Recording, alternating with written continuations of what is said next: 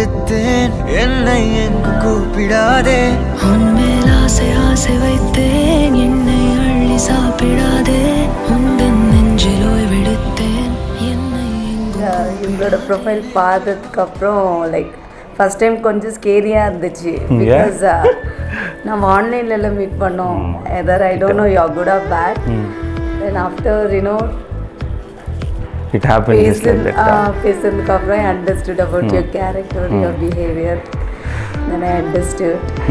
Then finally We got married today. No, we met each other. We shared a lot of things. Then we come to know Each other.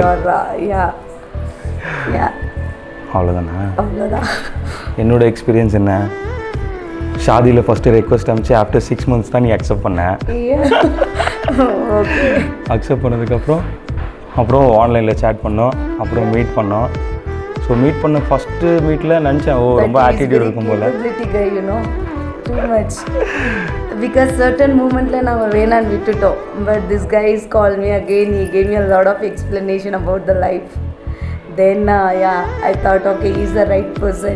He's very matured guy if you compare with me. So I thought he's the right person. அப்புறம் நான் என்ன பண்ணேன், நான் மறந்துட்டேன் நீ சொன்னதில். So அப்படியே meet பண்ணி பேசி ஸ்டார்டிங்கில் ரொம்ப ஆட்டிடியூட் இருக்கும்னு நினச்சேன். பட் இல்லை, உனக்கு அவ்வளோ ஆட்டிடியூட் இல்லை, ரொம்ப நல்ல பொண்ணு. I am very lucky. Thank you so much.